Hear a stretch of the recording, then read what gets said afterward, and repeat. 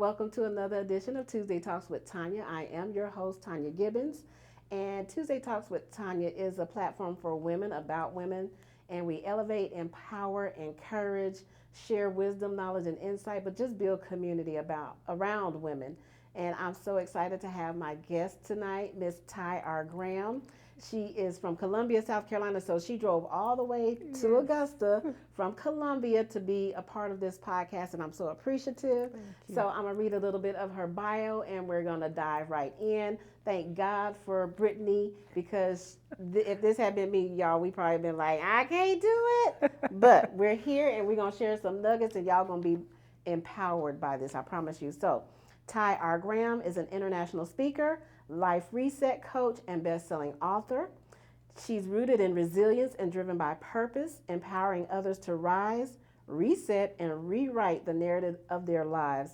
As an international speaker, life reset coach, and #1 best-selling author of Unlocking the Life You Deserve, which I have a copy, Ty brings authenticity and a dynamic presence to every stage she steps on.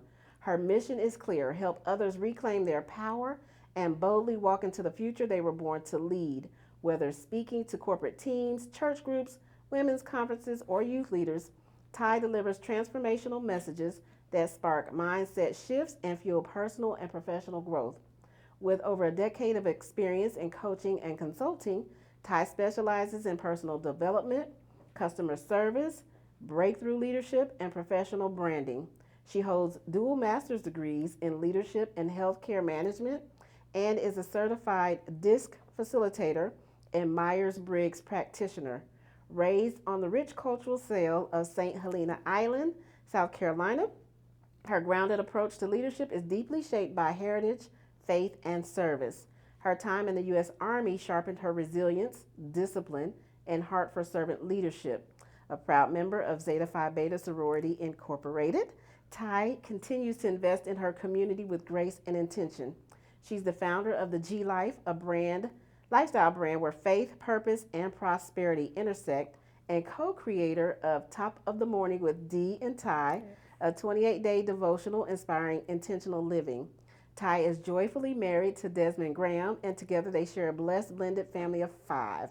When Ty speaks, dreams wake up. When she moves, purpose follows. Welcome, Ty. That's such an amazing bio. And I want to tell people how we met. So earlier this year in May, Rashonda Pratt out of Columbia did a mixer, and I just happened to be perusing online and saw something on LinkedIn, and I was like, sometimes you got to get out of your own city, connect with other people, and that was it was called Gather Columbia with Rosho Live. So a friend of mine, Deidre, I said, hey, you want to ride up to Columbia with me? Because it's in the middle of the week, it's lunchtime, so working for myself, I can go and do what I want to do. Exactly. And she's the same. And so we rode up, and when I tell you she was blessed, I was blessed, and we connected with you and your husband, and we knew mutual people. Shout out to Mike and Wendy Perry. So they kind of connected us as well. So welcome to Tuesday Talks with Tonia. Thank you for driving all the way here. Yes, well, thank you for having me. I appreciate that. Absolutely. So is there anything that I left out? And I love, because you just celebrated an anniversary, right? I did, a 1-year anniversary. Yay! Yes. Listen, I love love. And they've been married but to me, it looks like they've been married forever. Yeah, we get that a lot. Like literally, I was like, a year? Yeah. Really? Yeah, we get that a lot. We get that, and you all look alike. You've been able to do, some testing. We get that a lot too. Well, when you spend time with people, they say you start looking like them. Yeah. Well, welcome to Augusta. Welcome to the Tuesday Talks Thank show. you. We appreciate you coming, and I got this book. So you guys, when she did her book launch, and you offered the book virtually for 99 cents, I believe. Yeah, I did. I bought the book, and I was like, I got to get the book. And then you called and said, hey, do you have my book? And you sent me a copy. And y'all, it's so cute. And it comes with this cute little bookmark that has a key to unlock. So that's what our conversation is about this evening. Unlocking the Life You Deserve. So tell me how we got here. How did you start? Why did you write this book? Well, again, thank you so much for having me, Tonia. I really appreciate it. So I decided to write the book because I know what it felt like to feel stuck. Yeah. I know what it felt like to feel unseen. And I know what it felt like to look successful on the outside or, have it all together on the outside, but inside I still felt unseen. I felt stuck. Yeah. And so I wanted it to be a testimony and sort of a roadmap to not only helping me to unlock the life that I deserve, but helping other people. Because if I felt stuck and unseen, if I felt like, I may look good on the outside, but inside I was still feeling empty, there was somebody else that was feeling that way. Yeah. And so I decided to write it as a testimony, but also as a blueprint to say, hey, this is how you reset your life. This is how you reclaim your power. And this is how you rewrite your story. Yeah. And it's good because it's a journal as well. It is. So there are pages that you can write in your own stuff. And as I was reading it, I've read, a few chapters of it. I'm halfway through it, y'all. Oh, wow. But there were so many things that stuck out. Like, is there one particular, or maybe it was a combination of things that happened, I'm not going to say to you, but that you experienced or encountered that caused you to write this because you're like, listen, no more. Right. I would say one of the things that maybe stood out for me, and I wrote a little bit about it in the book, is giving away my power. And having, I talk about how invisible strings sort of control what we do. And so we start making decisions based on what we thought other people should do or what we thought that we think I should do this because I want approval. Right. And I sought that a lot, most of my life. I sought other people's approval. I wanted to be liked. And so I started making decisions based upon what I thought they wanted me to do. Yeah. And I didn't realize I was giving other people my power. I was allowing them to control And me. shrinking and hiding. And shrinking and hiding. And so I had to come to a place where I wanted to do what I wanted to do. Yeah. I wanted to make me happy because while I was investing in other people's visions, my vision, my purpose, my dream was dead. It was laying dormant. And while I was, making sure they were satisfied and happy, I wasn't happy on the inside. Right. And so for me, reclaiming your power, I wanted to write about that first because in order for me to reset my life and rewrite my story, I had to get my power back. Yeah. And I had to take control of my life. Yeah. And that's a good point because I know for me, I've always been a people pleaser, and it comes from being the oldest child. And my mom always delegated me to do everything from a young age. Like, I've been taking care of children since I was old enough to walk and talk. Wow. And they were her children, my siblings, but seeking her approval. And then when you grow up and then you have to get into the world, whether that's the workforce, whether that's personal relationships, whatever that looks like, and then it becomes you're trying to please everybody else. Yes. And the reason I started even this podcast was because at the end of the day, what am I going to share? What am I going to leave? I want legacy, but I also want to help others because, like you said, there are a lot of people out here stuck. There are a lot of people out here going through things and they think they're the only ones, and then they don't know how to get out. Exactly. And so I started this platform, but even my business, I launched my business because just what you said, we're out here building other people's dreams and their visions, and our stuff is dead, dormant, on the back burner. And one day, it was an epiphany after my mom died in 2019, and I'm like, there's more to life than this. And it's about me, and it's not being selfish, but God put us all here for a purpose. Right. But at the end of the day, what am I doing to fulfill my purpose? Exactly. Not worrying about this person's, and because I'm a cheerleader. I'm that person that I'm going to cheer you on. I'm going to support you, but at what cost? And a lot of times there's such a huge cost, and we don't even understand it. So this book, I was reading some excerpts. Yeah. So I'm gonna pull out a couple because when I tell you this was. And while you're looking for that, Tony, you said something that you're a cheerleader. Yeah. So I was a cheerleader for years in high school, right? Really? And I was the base. All right. So oh, wow. Again, just kind of thinking about my position as a cheerleader, holding up everyone else, making sure that they don't fall, and that's exactly how I lived my life. And not physical weight. It's a mental weight. It's an emotional weight. It's because if I let this person fall, that's heavy. And so, but we take that into our day-to-day lives with relationships, with jobs. It's like if I'm not here, it's gonna fail. And who told you that? Who told you that? Who told you If you that? leave today, They gonna or have if you somebody start tomorrow. today, that they will have somebody in your spot. Exactly. And I learned that, but we think that we are the key. We're the only ones that can do it. That's not true. And a lot of times, so one thing you were talking about a lot in this book is alignment.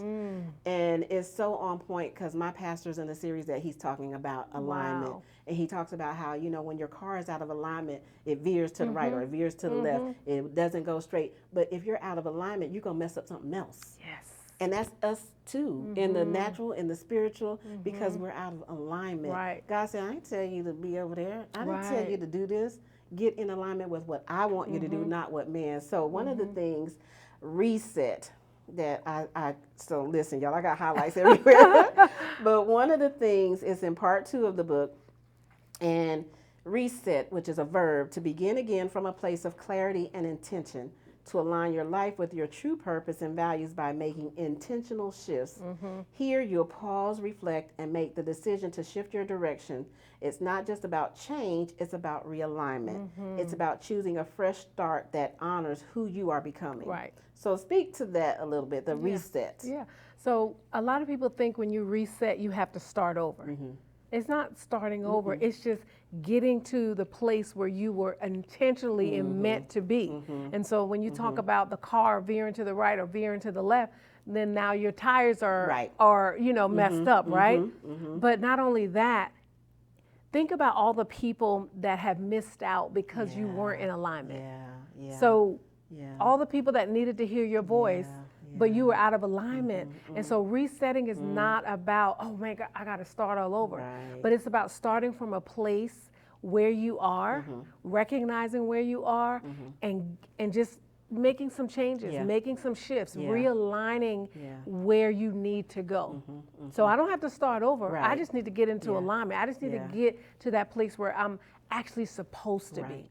It's kind of like a pivot. You know, I started out doing one thing, and I've worked in all kinds of jobs, and you know, but it's made me who I am. It's given me a skill set that most don't have, and because I'm a people person, that some things come natural, but some things are a little harder for me. And when I worked at Procter and Gamble, which is a big, you know, global company, and people are like, you talk about the expectations of others. Well, because you don't have this degree, or because you're not this person, or you don't have this title, then sometimes we can feel like we're not enough. And you talk about that in here, like how we feel less than. You know, for a minute, people would say, well, you need to go back to school and get a degree, and you need to, because a degree, and I understand, and I don't take anything away from any. You have a dual master's degree. I don't take anything away from people who have pursued higher education. But for me, I was accepted to Howard University. Wow. I did not go because at the time I was 17 years old, graduated high school, didn't know how to really plan out my life. My mom hadn't at that point gone to college. Nobody I knew had gone to college. And I decided to be grown and move out of my mom's house at 17. And so when the fall came, I just didn't go to college, even though I was accepted. And you know, that kind of haunted me for a while. I got married at 19, so 17 out of high school, 19 married. I started going to school at our community, well, it wasn't community, it was Indiana Purdue University at Fort Wayne. I took one semester. It cost. I didn't want no student loans. I was barely paying bills where I was living. You know, we were a struggling young couple, and so after that first semester, I quit. And I kept saying, okay, I'll go back. Fast forward, I didn't go back. I moved, and the jobs that I've had, and I said, it's nobody but God. By the grace of God that I've been able to do the work that I've been able to do, even working for a mayor, and with a high school diploma. People said it couldn't be done. It shouldn't be done. But I'm here to say it can be done. Now, what you choose to do is up to you. However, people can make you feel bad because you don't have a degree, you don't have a pedigree, you don't have a title, you don't have this. But I finally got to the point, you know what? You can think what you want. God has brought me this far. I'm not dependent on man. And I'm not saying it might not be helpful, it might not open doors, because it very well may. But my trust is in God, Right. not in man. Right. And so for me personally, yeah, no, I'm good. Yeah, You know, yeah. and I'm okay. And that's probably wasn't your path. Right. And it's okay. Yeah, it's okay. You know, if you're walking in your purpose, Yeah. you're walking in what you're passionate Yeah, about, yeah. then those doors will open. Absolutely. You know, I got a healthcare degree because I thought that's what, Yeah. you know, somebody wanted me to do. I Right. thought like, oh man, okay, well, I'm in healthcare. Yeah. I'm like, okay, I'll just get a healthcare degree. Based on what somebody else said, That's and what- suggested, yeah. Exactly. Yeah, but you were in the military, so talk I was about in the military, that yeah. briefly. So I served in the military for 4 years. Okay. I joined the military at the age of 18. Mm. And funny thing is, I went in based on, again, Somebody, which is what we do. just what we do. I went Yeah. to actually take my friend to the recruiting You office. took somebody I was else? taking her, she needed a ride to the recruiting office. Wow. And I was sitting out there and the recruiter came out and he was like, so what do you plan on doing? I was like, oh, you know, I don't know. So he's like, come on in. Next thing you know, 15 minutes later, I'm You signing signed paperwork.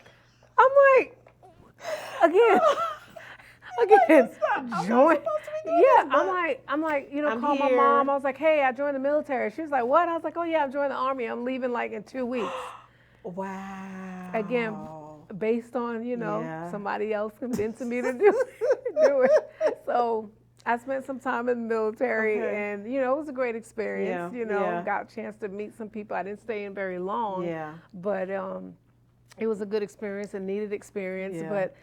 But, you know, it just taught me that, you know, Ty, you got to get some clarity and follow your own dream, you know, not based on what somebody else Right. wanted to do, you know. Yeah. So I've always wanted to, at the time, I wanted to be a teacher, Okay. you know, but I didn't go to school. I joined the military. Yeah. And then I've always had this dream of, you know, like being a talk show host. And, you know, it's just, and so again, now at the age of 45, it's Yeah. like, wow, it is so freeing Ooh, to yes, actually ma'am. be walking in what it Yes, is that ma'am. you Yes, desire to ma'am. do. I mean, when I said, you know, you would hear them sing songs in church about freedom or you Yeah. hear freedom, but when you Yeah. actually experience Yes. it, it's like a whole nother It joy. is. I It mean, really is. internally, It the joy, is. and it exudes on the outside. You can tell when people are really passionate and they're really doing what it is they want because it Absolutely. shows. And it's You know, effortless. it is. It's really simple and easy for them.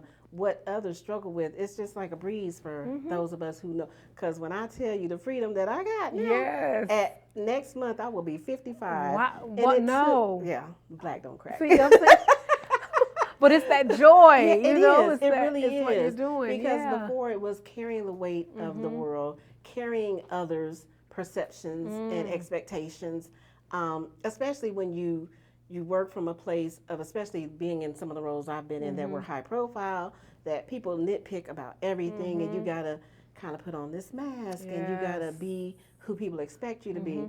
But I've gotten to the point where the mask is off. What you Yep, see is what you get. That's right. And that way I don't have to worry about, do I have on the right mask? Mm-hmm. Am I talking to the right people the right way? Because I'm the same no Yeah. matter who you are. You can be president of the United States or you could be the homeless person on the street. You're going to Right. get the same Tonia Yeah. because I don't have time for that. And if I walk in my true authentic self and I let God guide me, then it's all Yeah. good. And it's exhausting when you're Oh, trying to who you perform telling? and pretend. Who are you telling? It is very exhausting. You know, going back Very to the much so. alignment piece. Yes. When your car's Yes. out of alignment and you Yes. have to hold the steering wheel. Right. It's shaking. Yeah, it gets tiring. You know, you become exhausted like, golly, I mean, And you you know. get tense. You get tense, Yes. start building muscles Yes. up. You're like, I've been in the gym. No, I've been trying to hold my car in an alignment. Yes. So again, yes. performing is exhausting. Listen, you know. I'm looking through this book to see what else I had pulled. Lord, look at all this. Oh, you've been reading. So, one of the things that I talked about, so you say for a long time I struggled with letting go, especially when it came to toxic relationships and approval seeking. I wanted to be accepted. I wanted to be liked. I wanted to support everyone else's vision, what we talked about, and be the person they needed me to be. But deep down, I was losing pieces of myself. Wow. So, how did you find that out, that you were losing literally pieces of yourself? At what was that pivot, that pivotal moment that you're like, you know what, I can't do this? Because that's what your book says. I Right. can't do this no more. I just can't. I can't do this I no can't. more. I was 38 years old. I was an associate pastor of a church at that time. And I would say that's probably was one of the toughest decisions that I made. Yeah. Because I felt I would be letting down people that looked up to me. I was in a marriage that I wasn't happy in. I felt like my children were growing up and I was missing out.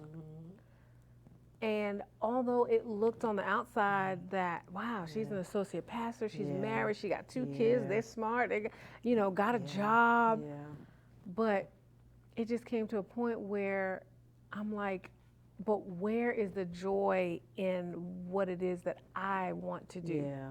Where is the joy in, me showing up week after week, doing the things that I thought would bring me satisfaction, but I would go into a service and leave back out empty. Pouring into everybody else's cup, but not being poured into. Correct. Yeah. Correct. Yeah. And I know I'm not alone. Yeah. I know I'm not alone. Not. We Especially go into from a church perspective. We go into service and we come back out the same way. Yeah. Matter of fact, we go in, we come back out sometimes more Worse. broken than what we was. So at 38, I came to a point where, actually, I remember it was a service, and I walked out the door like in tears, and I got in my car and I just cried. Wow. And I said, "This is not the life that you called me to live." Right. I know it's not. Right. I know it's not. Yeah. I remember writing the letter and mailing it off to the pastor, and it wasn't very long. Yeah. I just knew that something had to shift. Yeah. Something had to shift. And how was it received? If you want to share. We're live, and unlocking the life I deserve, it's going to cause me to have to talk. Yeah. And this is the healing part. Yeah. I was never contacted. Hmm. No one ever reached out. Wow. To say, oh, what happened? Are you okay? I mean, are you going to commit suicide? Are you going to No one reached out to check on me. Wow. That's heavy. And from a ministry that I served for 7 years. Yes. I sent a letter to say that I wanted to withdraw my membership. Yeah. No one reached out.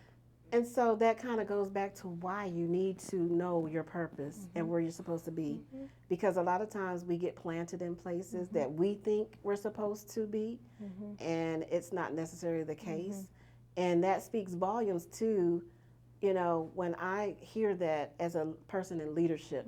Now, and granted, it's one thing because when you have a flock of people, you may have that transitional flow, but from leadership, and you're not contacted, that's a problem. Right. And it's not like I was like, I did something horrible. Right. I mean, even up to the last day I was there, turning on the camera, serving, doing prayer. And for no one to reach out and say, wow, you've been here for 7 years. Are you okay? Right.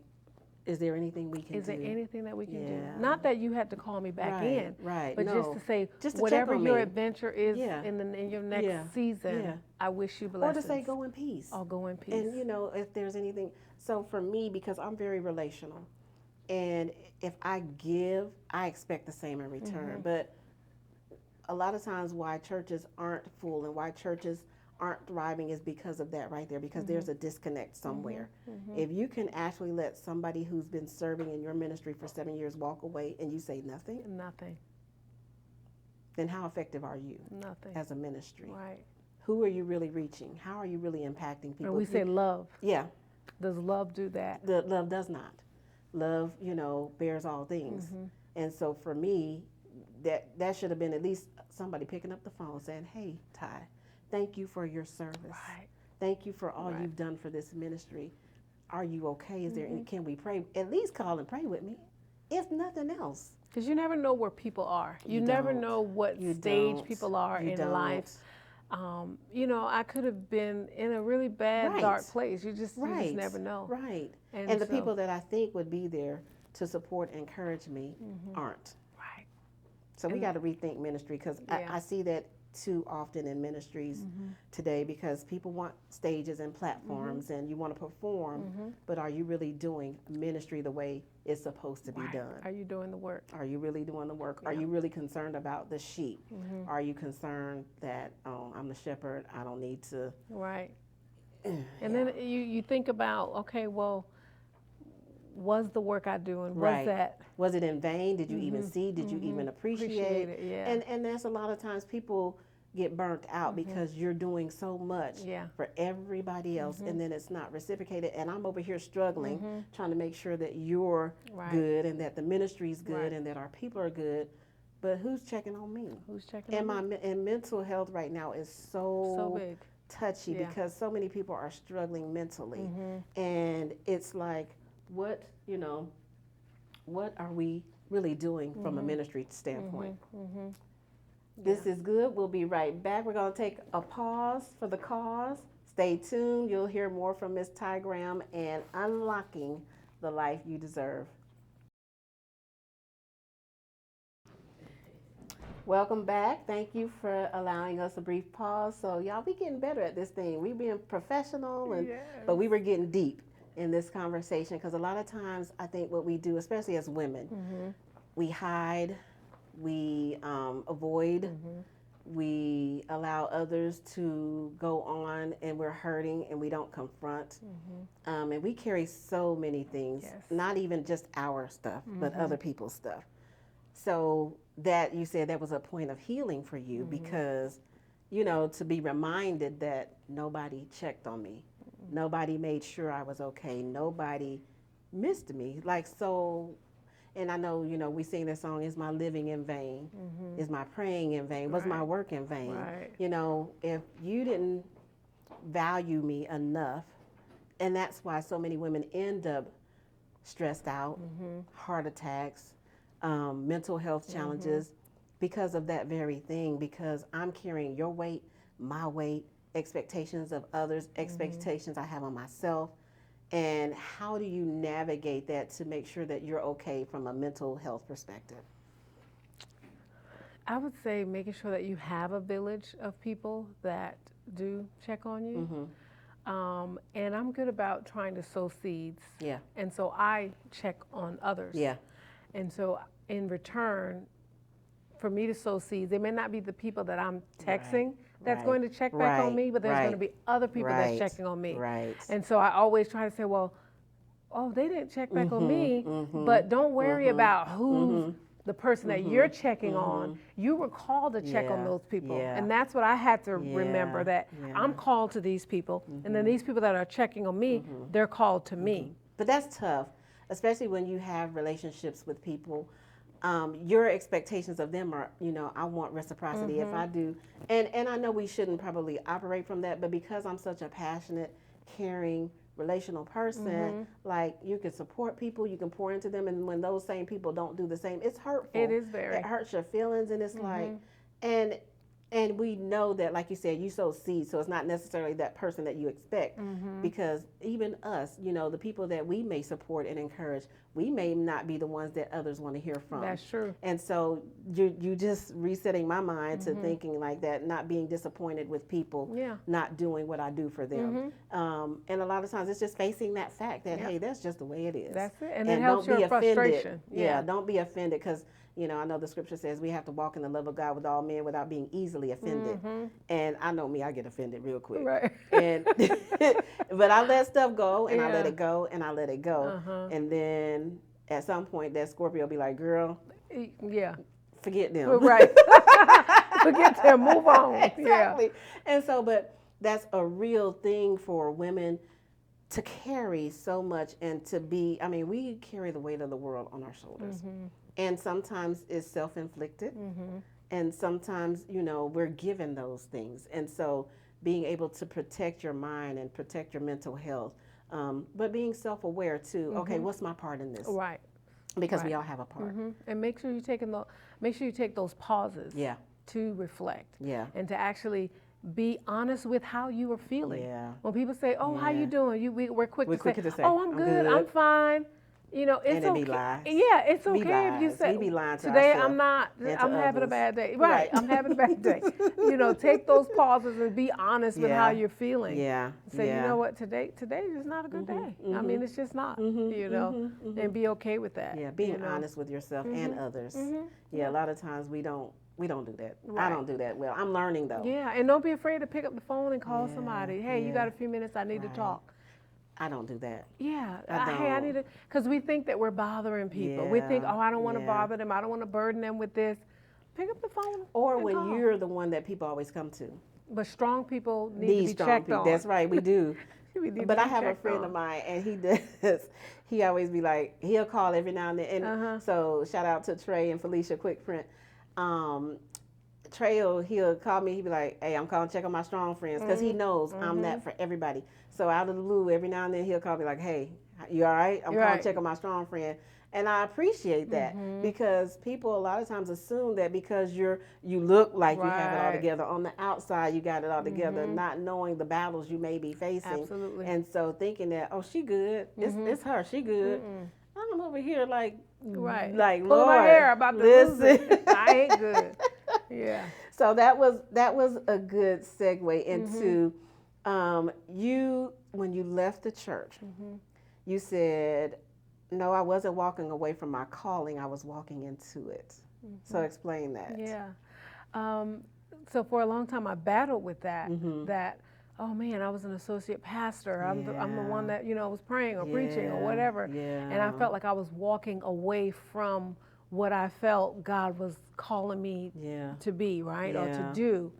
In that season, Yeah. But when I started walking into it, not away from it, but I was actually walking into it, because in that position, I wasn't being authentic. I'm just going to be honest. Wow. I was not being authentic. I wasn't being who I was. Yeah. And honestly, people really didn't know Ty. Yeah. They didn't know me. Yeah. They knew Pastor. They knew Pastor Ty. Yeah. But they didn't know Yeah. Ty. Yeah. And so when I started truly walking into my calling, it was me now becoming authentic. It's okay to laugh. It's okay to put something funny on Facebook. It's okay to tell a joke. I didn't have to be so serious. Because serious is not who I really was. I was like this joyful, loving person, but I felt that I had to fit into the mold of what I thought an associate pastor was supposed to be. And so then I became shaped by the church, by society, by people. But once I broke out of that, then I really found joy in who I really was. When I discovered oh, I like me. Yeah, right. I love me. I love me. I love me. I'm a good person. I'm a cool person. Right. I'm a funny person. I'm a funny person. Yeah. And so when I found out that I wasn't walking away from my calling, but I was walking into who I really was made to be, into my authenticity, into my skin, it brought a whole new level of joy and love for myself. And weights were probably lifted. It was weight that was lifted. Wow. I really love me. I smiled more. I talked more. Like this is what freedom really is, like you talked about earlier. This is what freedom really is. Not being beholden to others' standards, expectations. We're beholden to God's, but not man's. Yes. Right? And a lot of times that we put on these shackles, we're shackled, really. We're not free. We're shackled, but we may preach freedom. Right. We may preach that, we're this and that, but we're really shackled and bound, and that's not good. Yeah, and I say something in the book, and I talk about invisible strings. That we don't even see that we're moving according to what the expectations like of other people, and taking the passenger side in our own life. Instead of the driver's side. I'm the driver. Yeah, this is my life. This is my life. So I'm going to get out of the passenger seat and say, excuse me, let me, Yeah, you might need to get it in the back or out. Right. Or out. Right. So. And you talked about, creating room for purpose. Letting go didn't mean I lost everything. It meant I made room for something more, my own purpose. For so long, I had supported the visions and dreams of others, which is beautiful and noble. But somewhere along the way, I forgot that I had a vision too. I had dreams, I had purpose, I had something to build, something to give, and something to become. Resetting my life meant choosing to believe that I mattered too, that I didn't have to shrink myself to be accepted, that I didn't have to say yes just to feel needed, that I didn't have to carry guilt for choosing my growth. And letting go was the beginning of my freedom. It wasn't a one-time event, it was a process. Yes. I let go of relationships that kept me stuck. I let go of the habit of saying yes when I really wanted to say no. And I let go of thoughts that told me I wasn't enough. And the more I let go, the more I grew. That means a lot to me because when you tell people no, you know, I am in a season of I'm in a season that I'm saying I'm not going to be able to do it. No, I'm not coming. Thank you for the invitation. However, no, I'm not. Right. And that's so powerful. Hold on, y'all. So, yeah, we took another short break. This is so good, and I know there are a lot of people out there that probably have experienced this, especially from a church perspective. But it can also happen in the workplace. It can happen in your family. It can happen in so many different scenarios. And a lot of times we stay bound to things because of our loyalty. And that thing may not be loyal to us. And so we stay stuck because, oh, what are they going to think about me? What are they going to say about me? Even some family members, you know, there are some people I just don't deal with. And at the age and the stage in my life that I'm at, I'm okay. Yeah. You may not like it, but it's for my peace. It's for my sanity. It's for my mental health. And so we have to learn to protect our peace. We have to learn to protect our mental health. Right. We have to, and you talk about boundaries in the book. So tell me a little about, because the habit of saying yes when I really want to say no. Right. Before we took a break, I said, right now I'm in a season of can't do it. And no is just no. And being I'm okay not with explaining nothing. Right. No, not showing up. Thank you for the invitation, though. And I don't want people to feel offended. It's just where I am right now in my journey, because I am that girl that normally would say, okay, yes, and stretch myself out, ripping and running and supporting and showing up, and then didn't get the same in return. Like, what am I doing this for? Why am I killing myself? So, yeah, I'm like, And then you become frustrated. Yeah. You know? Yeah. And so I always say setting boundaries help with your frustration. Yeah, absolutely. It helps with your disappointment. Absolutely. So when I put these things in place, I don't have to feel obligated to it because I've already said no. Yeah. And no is what I mean. And I'm okay with it. I'm okay with it. I'm okay with saying, no, I'm not going to be able to do that. No, you shouldn't do that. Right.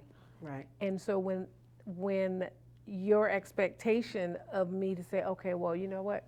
I'm not going to call Ty for that because I know, for one, she doesn't want all that in her spirit. Yeah. And so going back to even setting boundaries to say no, that even if somebody call you with foolishness or call you with negativity, you have to set boundaries in place to protect your peace, to protect your energy. Because I don't want all that junk in here. This is a free space. This is a space of growth. And so if you calling me for that, I'm gonna just set some boundaries. Nah, I don't want that right now. And even you just showing up with who you are says, oh, don't call Tonia with that. Matter of fact, you don't even have to call me because you already know. Can feel it, you know it, you just know, like, okay, you can tell the shift, you can see the shift in people. You can see the shift, so definitely setting those boundaries even with how you show up. You know? So. And you talk about even decluttering, and that that was me. So I recently moved, well, I've been there since 8 months now, going on to 9 months. But I moved from a 2-bedroom to a 1-bedroom, and I moved from that. When I moved to the 2-bedroom, I came from a house, so just stuff everywhere. I have a storage, and that's a shame because it's like, why you got all this stuff? Right. And you talk. It's a section in here talking about decluttering, from a physical standpoint, decluttering from a mental standpoint. The physical decluttering, creating room to breathe. And we don't realize that, and I've really learned that that's true, because when I started moving and I started like, you got to let this go. You don't need that. You ain't used that or seen that in 6 years. Why are you still holding on to that? But when I started doing that, I operate better. I can think, stuff isn't cluttered, so my mind isn't cluttered, because when you see clutter, your brain starts doing overtime. And so speak about, because you talk about the physical decluttering, creating room to breathe, emotional decluttering, releasing what you've been carrying, and mental decluttering, clearing the inner noise. So speak to each one of those. The physical decluttering, creating room to breathe. Yes. So it's just like, you know, when you talked about you just have a lot of stuff, right? So my husband, he does not like clutter. He doesn't like stuff. You know, he's a Marine. He wanted, dress you know, right dress. dress right dress. He wanted perfect. Yeah. And so he's like, hey, baby, we're trying to move in the next year and a half.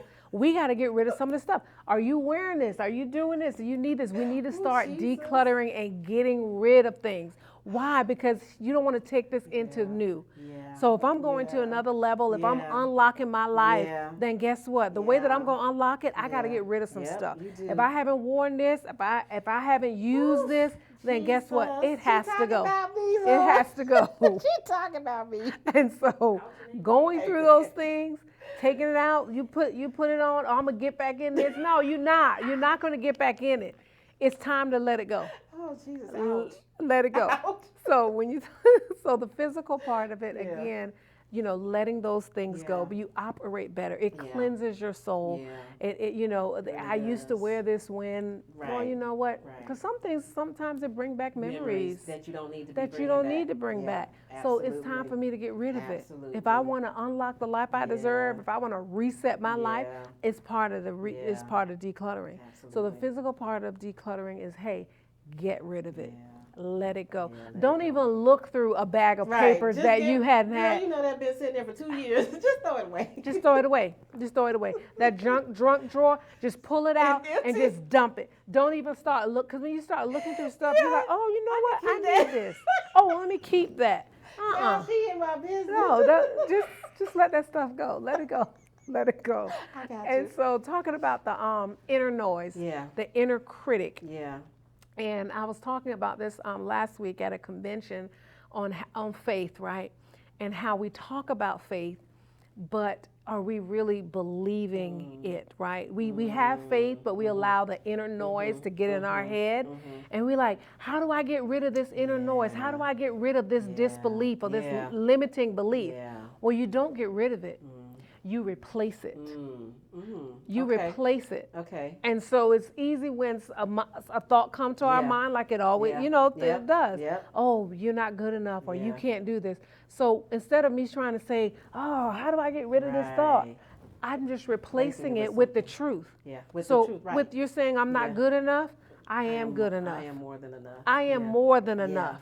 Oh, you can't. Don't even try to go get that car because you ain't gonna get that. Don't even try to buy that house because that ain't for you. No, it is for me.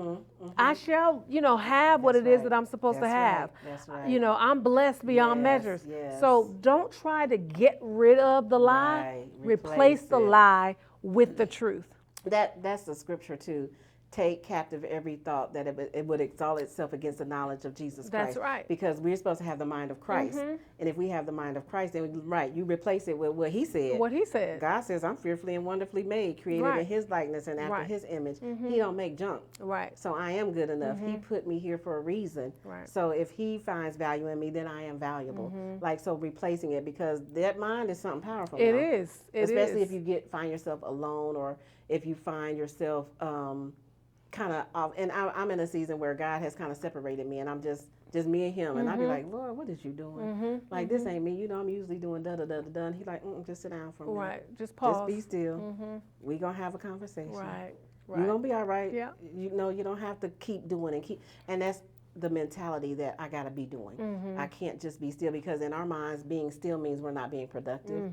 It means we're not, you know, because man that don't work don't eat. I'm like, hey, Lord, I got to do something. Right, what we doing? But sometimes you need to be still so you can hear him and hear his direction, because a lot of times we go off doing stuff that we think we're supposed to be doing. Right. And he be looking like, I did not tell her to go over there. Like, is that your business? That ain't your business. Get yourself. I didn't call you. Come back over here. Right. That ain't your business. Get in your lane. Right. Mind your business. And I'm learning to do that even more. Even more. And it's again freeing. There's a peace that comes with that. You know, oh, such and such. Oh, I just look and I might pray and then keep it moving. Right. Because it ain't my business. I cannot fix everybody, because that is not my job. Yeah. That's his job. Yeah. And a lot of times we try to walk in his shoes, usurping his authority. We're vessels, and he does use us to do certain things. But again, he ain't tell you to do that. Right. You ain't the savior, he is. And, you know, I'm always trying to save the day, save everybody. Save the whales is what I call it. Saving the whales. Nah, no. That ain't what he told you to do. That is not what he told you to do. But I think it's a part of our nature, but I think we allow it to lead us instead of us leading it. And that's where clarity comes in at, Yeah. Tonia. Like, I think, you know, just sitting here, just listening to you, it's like, you know, Spirit takes me here. Yeah. But as far as getting clarity, like really, truly getting clarity on what it is you're supposed to be doing. Yeah. And once you have that clarity, everything else doesn't even matter. Right. Even if it comes to your mind, you're like, oh, look, that's not what I'm supposed to be doing. Even if somebody asks you to do something and you're like, you can say no. You don't have to go back and forth about it because you have clarity on exactly what it is that you're supposed to be doing. So this season that you in for as being still and listening, it's a season so that way you are not exalting yourself and going out and doing 10 other things that he's like, I'm not asking you to do 10 other things. I just need you to do this one thing. And so once you get clarity on that, you're good. And you said not exalting yourself, but also not exhausting yourself. Because those two go hand in hand. When you exalt yourself, you exhaust yourself. Yes. Because you're doing things in your own power and not in his. Right. Because it's not what he told you to do anyway. And I am, you know, when I get up every day, I'm like, okay, Lord, what you want me to do today? Right. Like, okay, is this for me? Is this not for me? I'm really intentional and prayerful now where before I just jump up, do what I want to do. And then, ooh, Lord, that didn't work out. That did not work. Because I didn't tell you to do that. Right. So, you know. And you can feel when you have those days where it's like, you know what? I was not in alignment today. I was not in alignment today. I didn't seek you. That's right. Yeah. But when you wake up with intention and you know what it is you're supposed to be doing, you feel good. You can work about 7-8 hours and you're not even exhausted. Yeah. Because guess what? You're doing what you're supposed to be doing. And you're in alignment. Yeah, and there goes that word alignment again. Listen, y'all, we've been talking about some stuff, and it's heavy, but it's good because it's stuff that people need to hear, that they need to be freed from, that they need to know that, you know what, it's okay to say no. It's okay to set boundaries. It's okay to declutter from toxic relationships. It's okay to walk away from something that is not serving you. Yes. You can be serving something that's not serving you. That's not, how can two walk together unless they agree? Yep. So if I'm doing something that's not, it's not a benefit for me, then is that really what I'm supposed to be doing? Right. It's like working a job and not getting paid. Ooh, Jesus. And who doing that for free? Right. Not every day, not 40 hours a week or more, because, I need a paycheck. Yeah. So tell us how we can find your book.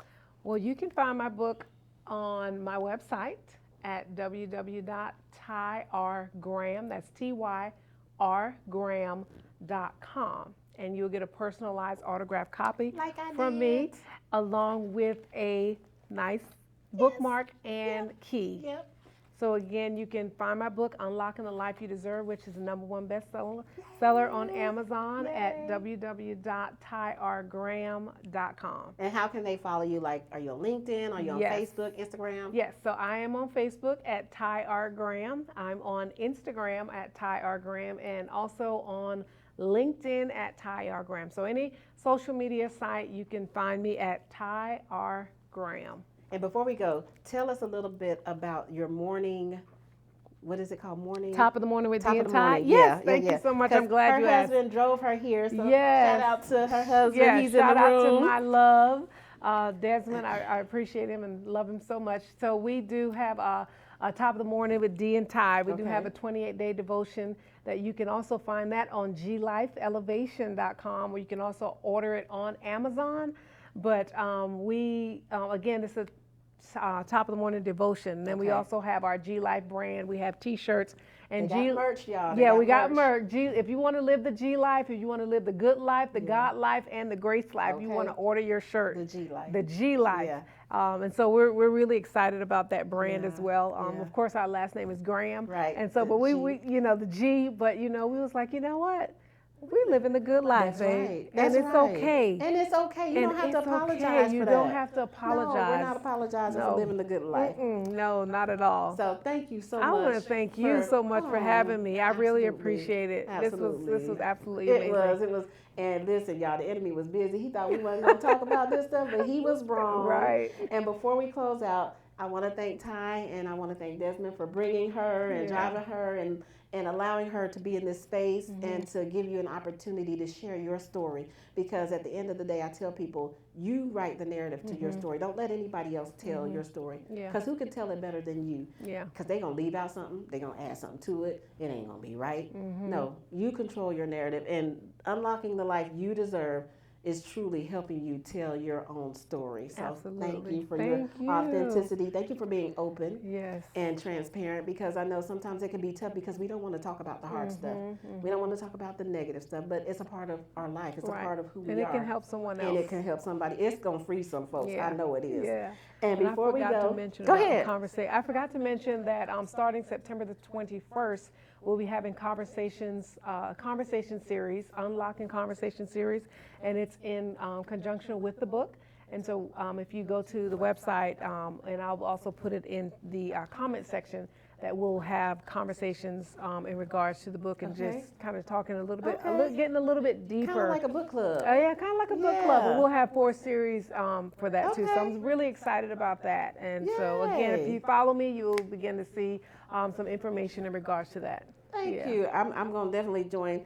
And before we get out, I got a little quick plug for next Saturday, September the 13th, from 11 a.m. to 7 p.m., Curva 2 presents ThickCon Fashion Show.